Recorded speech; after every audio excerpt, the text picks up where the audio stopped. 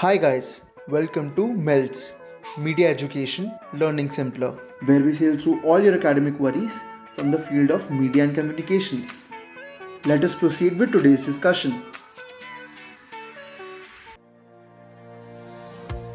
Hi, today we are talking about media research, and the topic that we're discussing is research in media.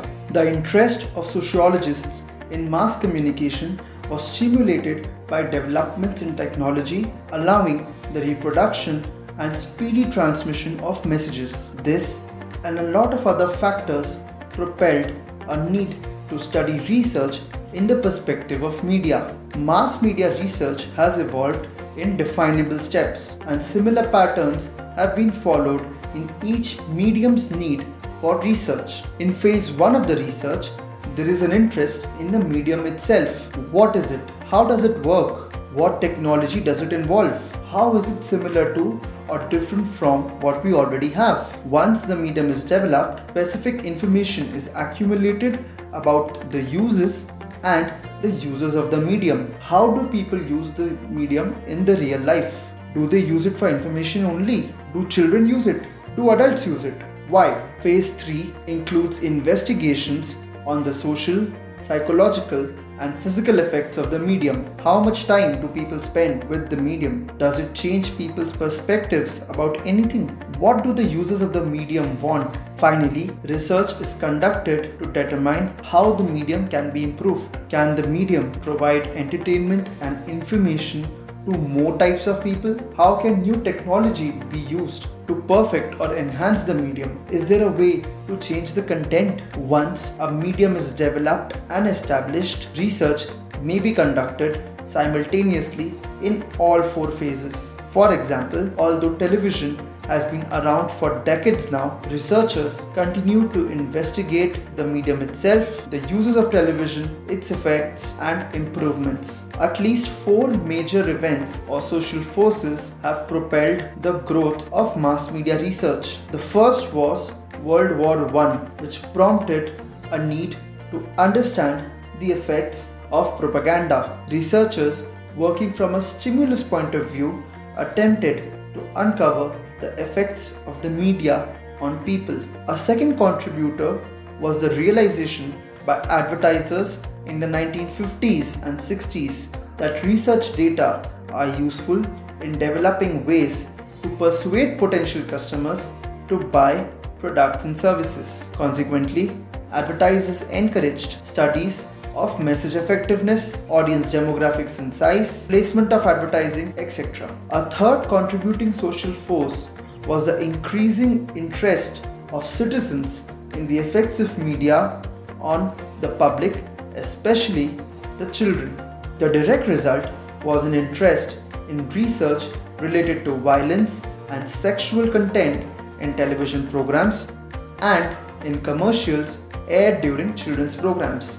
Increased competition among the media for advertising revenues was a fourth contributor to the growth of research. Most media managers are now sophisticated and use long-range plans, management by objectives, and an increasing dependency on data to support the decisions they make. Even program producers seek relevant research data. Now, we move to platform-specific research in mass media, and we start with research for newspapers and magazines. Newspaper and magazine researchers conduct 4 basic types of studies: readership, circulation, management, and readability.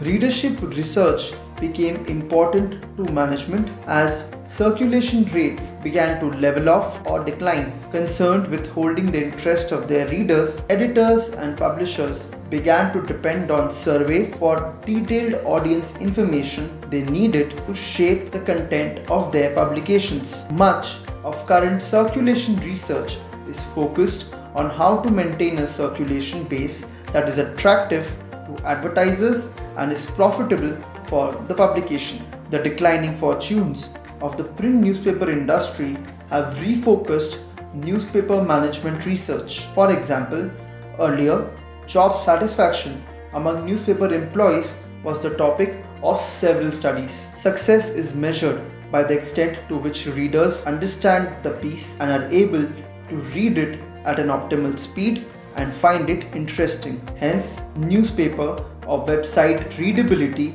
is another interest area as far as research is concerned. Research in electronic media. Research in the electronic media has been a staple management tool because managers need to know what their target audience wants. There are many types of researchers in the electronic media field who provide the quality information that is needed. For example, there are professional research companies and in-house research departments in most radio, television, cable, TV network and satellite operations. Broadcast research has developed rapidly in sophistication and volume since its beginnings in the 1920s. The acceptance by radio listeners of advertising on radio was the first step in the development of electronic media research, studies of which today fall under two categories: ratings-based and non-ratings-based. While TRP, for example, is a ratings-based research system, program testing and format studies are some examples of non-ratings-based research systems. In India, Broadcast Audience Research Council or Garg India, the joint industry company founded by bodies that represent broadcasters, advertisers and advertising and media agencies, owns and manages a television audience management system. Research in advertising comprises of multiple varieties too. Copy testing refers to research that helps develop effective advertisements and then determines which of several advertisements is most effective. Copy testing takes place at every stage of advertising process. Analysis of audience are probably the most commonly used advertising studies in print and electronic media research. Also, advertisers with a good budget often use several media simultaneously, so the task is to determine which media combination will provide the greatest reach and frequency for the product or the service. Campaign assessment research builds on copy and media research but also implies pre-test or post-test method, taking measurements both before and after the campaign.